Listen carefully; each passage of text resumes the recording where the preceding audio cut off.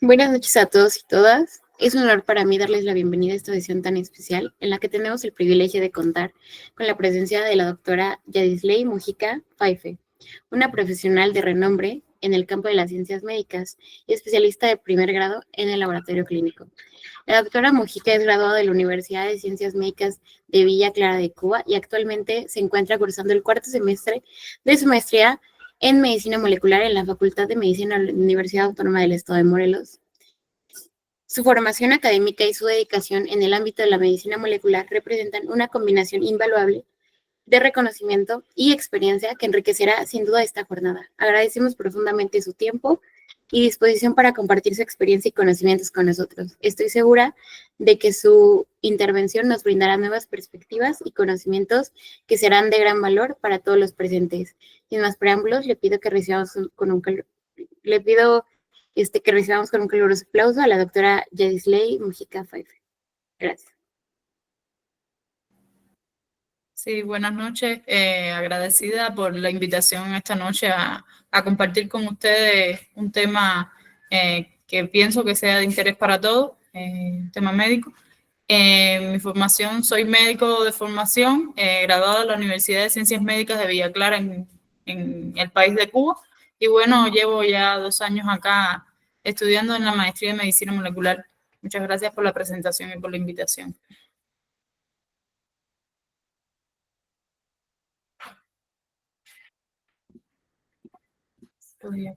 Voy a compartir.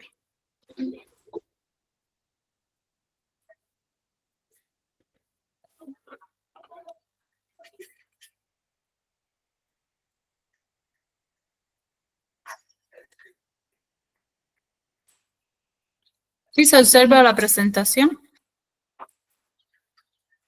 Sí. Sí, doctora.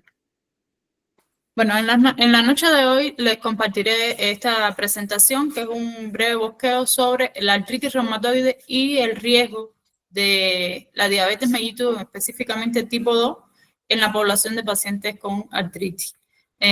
Una serie de algunos artículos y estudios que estamos haciendo recientemente que abordarán sobre este tema. Es aparte de los artículos que les presentaré sobre una revisión que hemos hecho, es un estudio que se está llevando a cabo también por parte de la maestría en medicina molecular en colaboración con la Facultad de Farmacia de la UAM en el laboratorio de citocina, tutoriado por el doctor José Luis Montiel, y a la vez en una corte de pacientes que padecen de artritis reumatoide atendidos en la consulta de reumatología por el doctor Daniel Sivillet, donde trabajamos en colaboración con él, quien les habla, yo y el doctor Eduardo Espinal. Doctora, disculpe la interrupción. ¿Está compartiendo pantalla completa o está nada más con el PowerPoint? Es que nada más alcanza a apreciar el PowerPoint. Estoy compartiendo pantalla completa. ¿No se ve?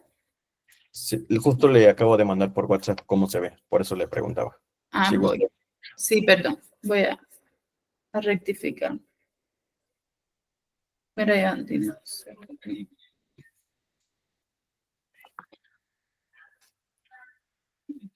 Escuché.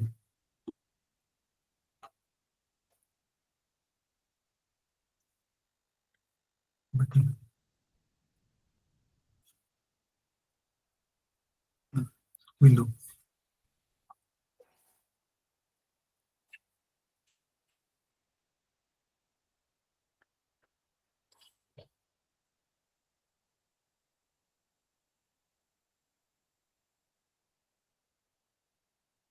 ¿Ahí?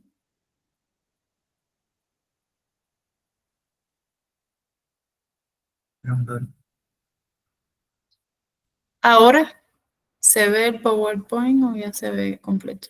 Se ve el PowerPoint. No.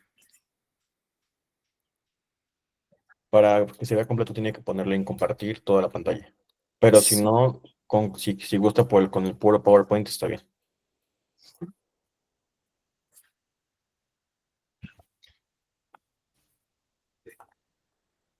Déjenme probar aquí.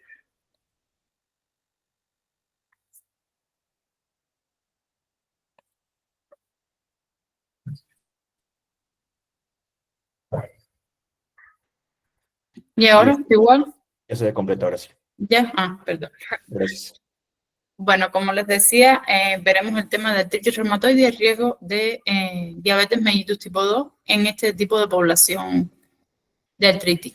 ¿Por qué seleccionamos este tipo de enfermedad? Bueno, sabemos que la artritis reumatoide es una enfermedad inflamatoria progresiva autoinmune que sin llevar a cabo un tratamiento farmacológico modificador de la enfermedad puede evolucionar a la discapacidad. Sobre todo, es una enfermedad que se presenta en mujeres en edades entre 40 y 60 años, que tienen una etiología multifactorial y el manejo se complica por la presencia de comorbilidades que pueden aparecer en este tipo de población. Además, es una enfermedad que al presentarse en mujeres en edades entre 40 y 60 años afecta a las personas en edad laboral. Y entonces esto puede traer problemas tanto económicos como de discapacidad para las personas afectadas. En México se dice que existe una prevalencia superior a la mayoría de los países. A nivel mundial se reporta una prevalencia de artritis entre un 0,5 a un 1%. En cambio, en México se ha reportado una prevalencia que alcanza el 1,6%. La frecuencia, como les decía, es de 3 a 1, siendo superior en el sexo femenino. La artritis reumatoide consta de varias etapas. Primero tenemos la susceptibilidad a la artritis reumatoide. Esto todavía es una etapa donde no hay una detección de anticuerpos, solamente pueden afectar algunos factores de riesgo como genéticos, como la presencia de genes HLA o de RB1, o factores no genéticos como el hábito de fumar, la microbiota, el sexo femenino que les mencionaba, el sobrepeso y la obesidad. En esta etapa de la enfermedad, que como tal aquí todavía no es enfermedad, sino la susceptibilidad a la R, va a haber una cápsula de la articulación que va a estar íntegra, el cartílago no va a tener alteraciones, ni el tejido sinovial tampoco, y el hueso no va a tener ningún tipo de alteración, o sea, la articulación va a estar todavía saludable. Ya vemos después una evolución a una artritis reumatoide en la fase preclínica, donde puede aparecer algunas células inmunes por infiltración, pero generalmente la articulación todavía está en una etapa normal. Aunque aquí podemos encontrar el inicio de la autoinmunidad, donde va a haber pérdida de la inmunotolerancia en algunos sitios mucosos y puede aparecer la formación de autoanticuerpos, como el anti-CCP y el factor reumatoide. O sea, van a ser pacientes que no tienen generalmente ningún tipo de síntoma todavía, pero si le hacemos exámenes complementarios como autoanticuerpos, pueden presentar la presencia de estos positivos ya. Y ya las etapas de artritis reumatoide temprana o la artritis reumatoide establecida, vemos que en la temprana ya va a aparecer células inmunes o infiltración por células inmunes en la articulación, y en la artritis establecida vamos a ver infiltración de células inmunes, donde también va a haber una hiperplasia de revestimiento de la articulación y formación del pagnus, que no es más que un tejido ya de origen fibromatoso, granuloso, que va a ir destruyendo la articulación y va a imposibilitar el movimiento, va a facilitar la inflamación, el dolor y la impotencia funcional para las personas que lo padezcan. Aquí vamos a ver que va a haber una amplificación ya del perfil de los autoanticuerpos y va a tener titulaciones bien elevadas. Entonces, la artritis reumatoide, vimos que se ha observado que tiene una prevalencia en esta población de trastornos metabólicos. Según algunos autores, se dice que algunos porcientos de prevalencia puede ser el sobrepeso en un 44,9%, la obesidad en el 31,6% de los pacientes con artritis, las dislipidemias como elevaciones de colesterol, triglicéridos un 27,1%, síndrome metabólico en un 33,3% y la diabetes mellitus tipo 2 en un 21,7%. Aquí mostramos un artículo que se publicó en el año 2018, donde hablan de la alta prevalencia de diabetes en pacientes con artritis reumatoide. Y entonces aquí ellos hicieron un estudio en una corte de pacientes con artritis, donde de un total de 2.535 pacientes, el 19,7% de esos pacientes ya tenían o presentaron diabetes mellitus. Aquí se observó que en la gráfica que mostramos de % de prevalencia según edad, índice de masa corporal, ingresos mensuales en el hogar, vimos que el sexo fue aquí, el sexo masculino fue el que prevaleció en esta corte. El índice de masa corporal fue superior en los pacientes afectados con mayor prevalencia, las edades avanzadas y el nivel socioeconómico más bajo fue el que se presentó en estos pacientes.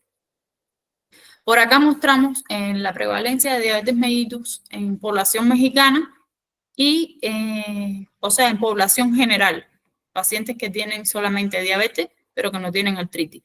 Y cómo se presenta la diabetes mellitus en población de pacientes con artritis.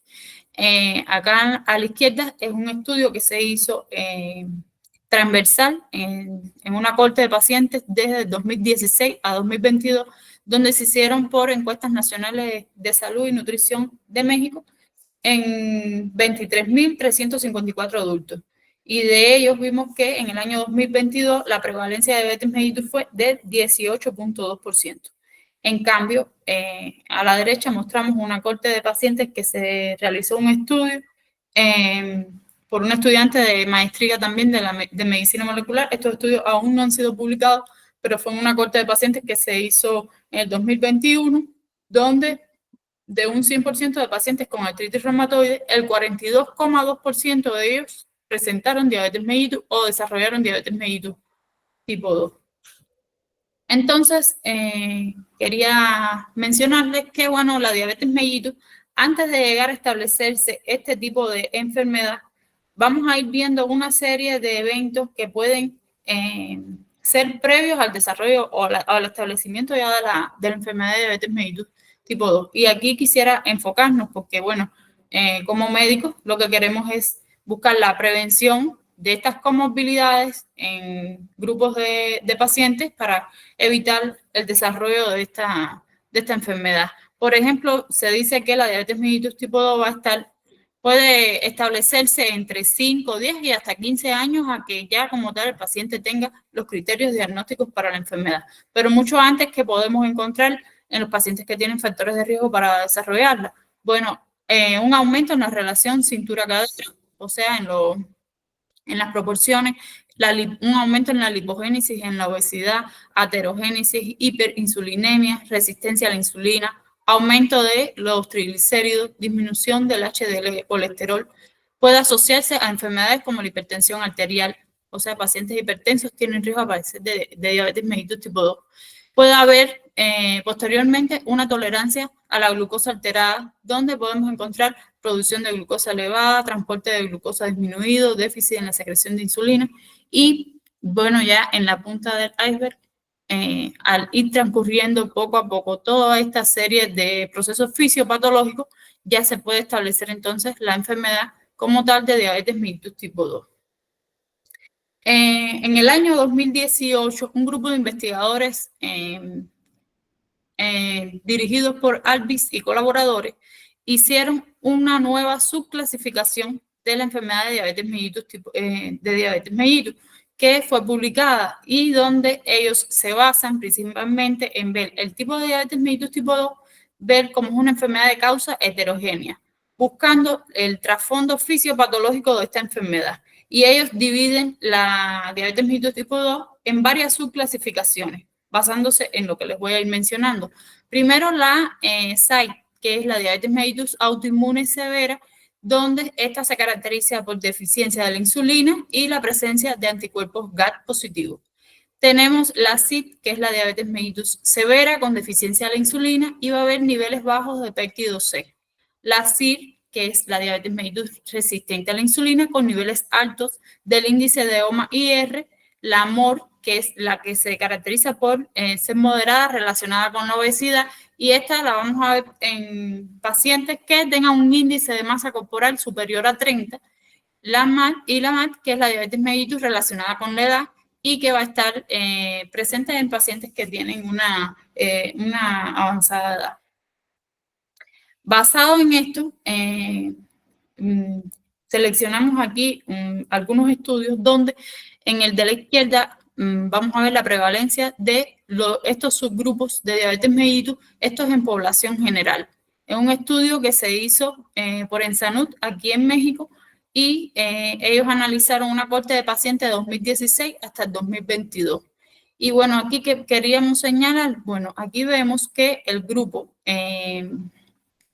que mayor prevalencia tuvo fue el grupo SID. En cambio, el grupo SIR estuvo entre un 0 a un 3% de prevalencia, no llegó a tener una alta prevalencia. En cambio, en el estudio que se hizo por nuestra compañera de la maestría en medicina molecular, donde ellos evaluaron una serie determinaron varias citocinas, subclasificaron a esa población en cuanto a los grupos investigados por ARBIS de los pacientes con diabetes mellitus tipo 2, aquí vemos que la resistencia a la insulina constituyó el segundo grupo más prevalente de los pacientes con artritis reumatoide, representando un 35.7%. En cambio acá es uno de los más bajos.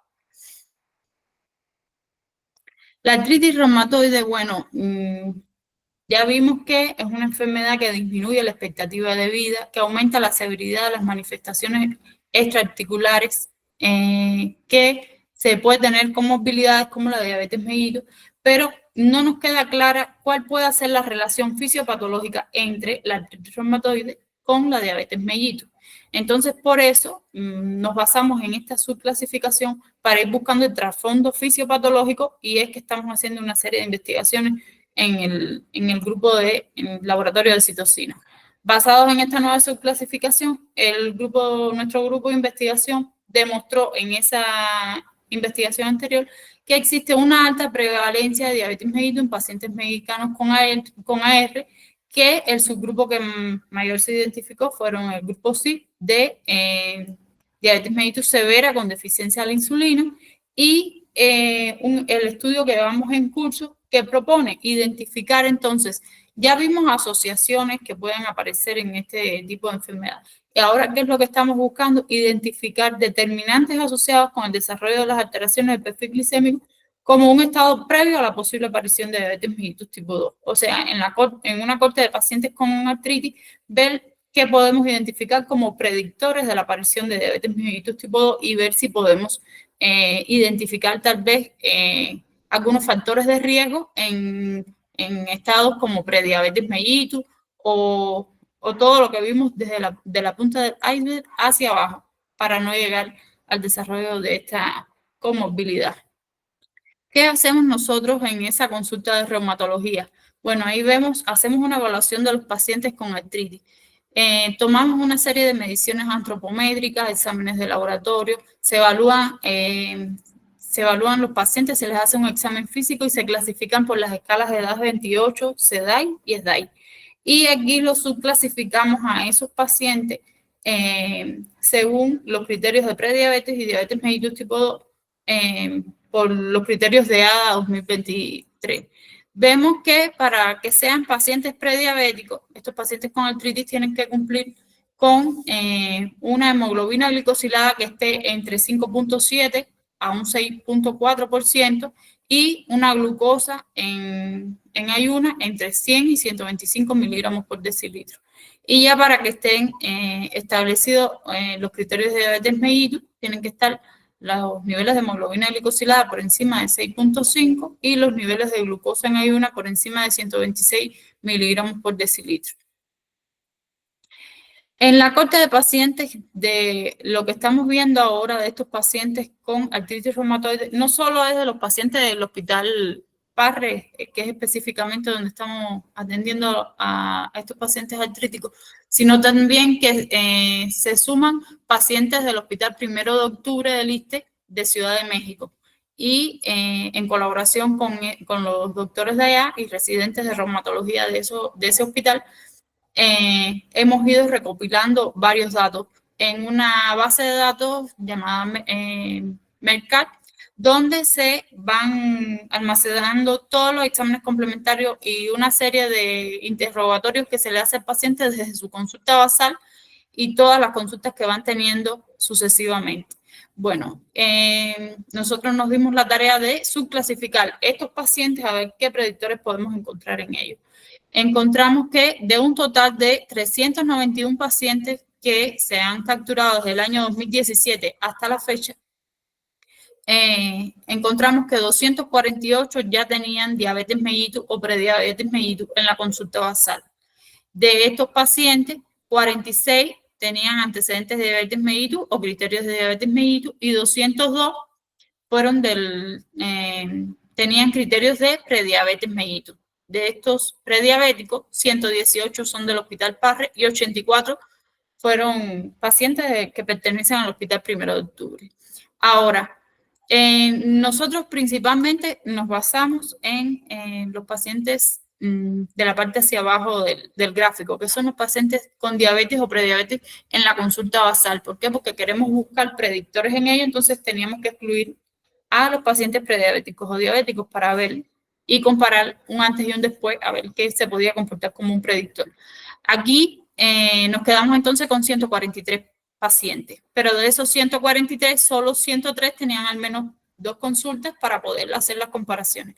Y de 103 pacientes que nos quedamos en esta selección, vimos que 48 pacientes no han evolucionado en ninguna alteración del perfil glicémico, o sea, no se han convertido ni en prediabéticos ni en diabéticos hasta el momento, pero de estos 103 pacientes, 55 que de un inicio en la consulta basal solamente tenían artritis reumatoide y no tenían este tipo de comorbilidades, ya 55 evolucionaron a prediabetes o diabetes mellitus. O sea, es un número alarmante cuando analizamos que de 103 pacientes que empezaron solo con artritis y no cumplían criterios, evolucionaron 55 de ahí. Entonces fuimos analizando todas las variables de lo que vamos capturando en esa base de datos. Y, por ejemplo, en los datos demográficos del sexo, vimos que es más prevalente en el sexo femenino que en el sexo masculino. La edad media osciló en los 49 años. Entre los antecedentes patológicos familiares, encontramos que el 48.5% de estos pacientes tenían antecedentes de diabetes mellitus y 37.8% tenían antecedentes de artritis reumatoide. Entre los antecedentes patológicos personales encontramos que el 22.3% de los pacientes eran pacientes hipertensos y bueno, las otras enfermedades no tuvieron significaciones alarmantes. En las variables, en cuanto a los grupos, cuando los subclasificamos sin alteraciones del perfil glicémico y los que evolucionaron a alteraciones del perfil glicémico, vimos variables antropométricas como el índice de masa corporal, que lo señalé aquí en azul porque fue el que más se acercó a una diferencia estadística o una tendencia estadística, donde entre los dos grupos llegó a un 0.054.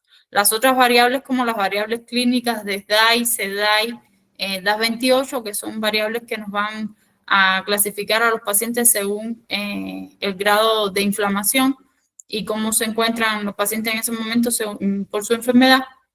No encontramos diferencias estadísticas entre los grupos, tampoco en las variables de parámetros hematológicos ni en los parámetros bioquímicos. Todo esto fue un análisis que realizamos en el inicio solo en la consulta basal. Posteriormente les voy a mostrar que ya después estamos haciendo otros análisis, no solo en la basal, sino en las consultas posteriores a ver qué va pasando en el tiempo con estos pacientes y si nos pueden dar algunos otros datos. Encontramos que el índice de masa corporal sí se comporta como un posible marcador predictor de diabetes mellitus en artritis. Aquí representamos en los puntos verdes a la izquierda, son los pacientes sin alteraciones del perfil glicémico y los pacientes con puntos naranjas son los que evolucionaron alguna alteración del perfil glicémico. Es importante señalar que un gran grupo de pacientes con alteraciones del perfil glicémico se enmarcan en pacientes ya en grados de sobrepeso y de obesidad en cuanto al índice de masa corporal. Entonces hicimos fuimos hallando el promedio de tiempo que había entre las consultas de los pacientes y vimos que entre la primera y segunda consulta había un promedio de 9.4 meses, entre la segunda y la tercera también, entre la tercera y la cuarta ya hubo un 12.2 y la cuarta y la quinta 14.2 meses. Aquí, a partir de la tercera y hasta la quinta consulta, bueno, ahí cayó el tiempo también de la COVID, que los pacientes tuvieron un menor seguimiento porque estas consultas, el hospital pasó solamente a hospital de emergencia COVID. Entonces, por eso se nos extendieron aquí el tiempo de reconsulta de los pacientes. Y vimos que donde mayor diferencia hubo fue en la consulta basal, o sea, comenzar un paciente con diagnóstico de artritis, con un índice de masa corporal elevado, puede ser un factor de riesgo para desarrollar entonces diabetes mellitus o prediabetes. Entonces, esto es un factor que podemos modificarlo, que podemos hacer trabajo de prevención en este grupo de pacientes y no llegar al desarrollo tal vez de la enfermedad. Hicimos también una comparación basal entre los grupos sin alteraciones y con alteraciones del perfil glicémico. Los pacientes, las rayas que se muestran en color naranja son los pacientes con alteraciones del perfil glicémico y las verdes son sin alteraciones del perfil glicémico.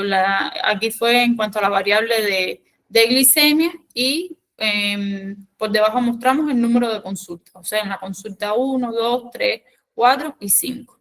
Esto vimos aquí que en la consulta basal no hubo diferencias estadísticas en cuanto a la glicemia. En la consulta 2 tampoco, pero a partir de la tercera y cuarta consulta vemos que los pacientes ahí es cuando nos aumentan los niveles de glicemia. Todavía cabe señalar que aunque hay diferencias estadísticas ahí entre los dos grupos de pacientes, están en un umbral normal de glicemia. O sea, tienen todavía valores entre 80 a 90 miligramos por decilitro. Entonces es importante ir viendo la evolución de nuestros pacientes porque aunque como nos empiezan a venir en la primera, segunda, tercera consulta, nos vienen con valores normales de laboratorio y si no lo comparamos con anteriores y vamos viendo esta evolución y no identificamos cuáles son los que pudieran evolucionar a estos tipos de alteraciones, entonces se nos pueden ir de la mano y no ver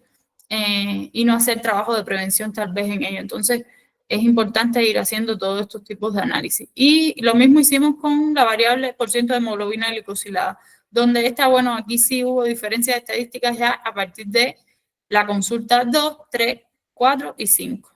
Entonces ya ahí sí vimos que había diferencia entre los pacientes sin alteraciones y con alteraciones del perfil glicémico. Hicimos una comparación también después en cuanto a tratamiento, porque dijimos, bueno, ¿cuáles variables pudieran estar influyendo en nuestros pacientes? Esto lo hicimos entre los pacientes con fármacos convencionales y fármacos biológicos. O sea, los que tomaban fármacos convencionales y fármacos biológicos, a ver qué niveles de hemoglobina glicosilada más altos presentaban cuál de los grupos. Estos fueron los de fármacos convencionales, fueron los pacientes nuestros del Hospital Parre, que son los fármacos más accesibles que tenemos ahí en el hospital. Principalmente metrotexato toman, y los fármacos biológicos son los pacientes del ISSSTE de Ciudad de México, que muchos tienen acceso a estos tipos de tratamiento. Entonces vimos que hay diferencias estadísticas entre los grupos, donde alcanzamos una P de 0.178. Y esto nos habla de que pudiera existir una relación directa entre los niveles de los pacientes que tienen un mayor control de la enfermedad o un control con fármacos biológicos tienen tendencia a no desarrollar tal vez la enfermedad o por lo menos tener un tiempo más prolongado para llegar a desarrollar la enfermedad. Y entonces hicimos también el análisis en cuanto a los niveles de proteína C reactiva, que es un marcador de inflamación también para los pacientes de artritis reumatoide. Y vimos que los pacientes con fármacos biológicos tenían niveles de proteína C reactiva bien bajos. En cambio, los pacientes con fármacos convencionales tenían niveles de proteína C reactiva mucho más elevados, o sea, estaban más inflamados, más activos de la enfermedad. Y lo medimos ya al hacer el DAS28, que es es un nivel, es un marcador que nos va a dar cuán activo está el paciente de artritis con su enfermedad.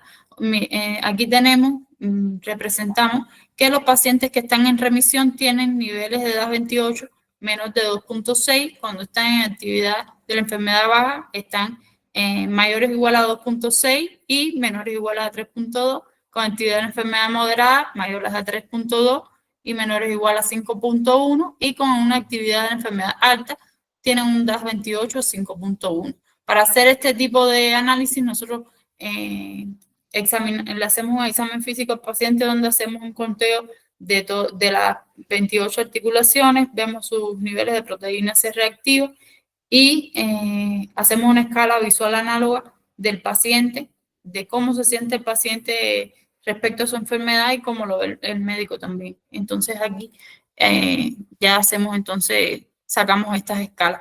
Vimos que los pacientes que llevaban tratamiento con fármacos convencionales tenían una actividad superior de la enfermedad a los pacientes con fármacos biológicos, o sea, los de fármacos biológicos estaban más controlados de su enfermedad.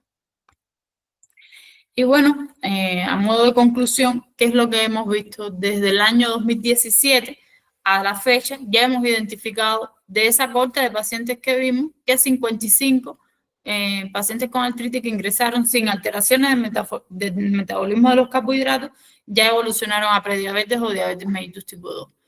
Que en el mismo tiempo 48 pacientes no evolucionaron a ninguna de estas alteraciones y que el grupo que evolucionó mostró un índice de masa corporal mayor, alcanzando una tendencia estadística. Y bueno, estos son algunos de los pasos de lo que se está haciendo en los hospitales, bueno, por el bien de nuestros pacientes. Y los exhorto a estos tipos de estudios y a hacer estos tipos de investigaciones para poder lograr una mejor calidad de vida de nuestros pacientes.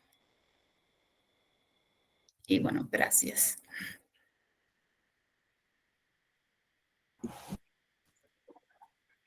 Muchas gracias por la ponencia, doctora. Realmente fue muy enriquecedora por el tema que se trató. Bueno, si puede dejar de compartir pantalla, por favor. Justo es un tema muy importante que recientemente tuvimos una ponencia justo referente a artritis reumatoide y el hecho de que se pudiera vincular lo que es el tema con la diabetes, pues justamente es muy importante. Igual si en la audiencia tienen dudas, preguntas, las pueden dejar en el chat o si quieren tomar la palabra, igual pueden alzar la mano y les cedemos la palabra. Y bueno, nuevamente agradeciéndole su tiempo, esperemos que no sea la última ponencia que tengamos con usted. En el chat del Meet les proporciono lo que es el link de registro, pero bueno, me parece que hay una mano alzada. Daniel Pérez, ¿puedes abrir su micrófono?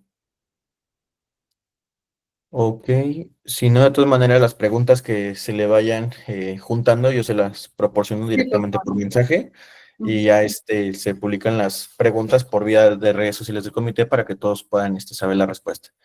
Pero bueno, les vuelvo a comentar que les dejé el link de registro por medio del chat. Y bueno, nuevamente, doctora, le agradezco mucho su tiempo, le agradezco mucho el tema. Como se los vuelvo a decir, es importante que todos los que están esta noche estén conscientes de estos temas, porque a pesar de que no sea algo tan común, realmente es muy importante que sepan la relación que existe en este caso entre la diabetes y lo que es la parte de artritis reumatoide. Nuevamente le agradezco la presencia a cada uno de ustedes, le agradezco la presencia de los médicos presentes, por ahí también veo la presencia de la doctora Guadalupe Ángeles Chimal, que es la directora de vinculación interinstitucional por parte de la Universidad del Valle de Cuernavaca, le agradezco su presencia, doctora, y le agradezco también la presencia de todos los asistentes, invitándolos nuevamente a que estén presentes en las siguientes ponencias. Esta ponencia fue muy enriquecedora, concreta, pero muy interesante. Y nuevamente les hago la invitación para que estén presentes en las siguientes que tenemos la siguiente semana. Pero bueno, por mi parte sería todo, doctora. Le agradezco nuevamente su presencia. Esperemos verla pronto en siguientes ponencias y que todos tengan una excelente noche. Muchas gracias y hasta luego. Bueno, gracias a todos.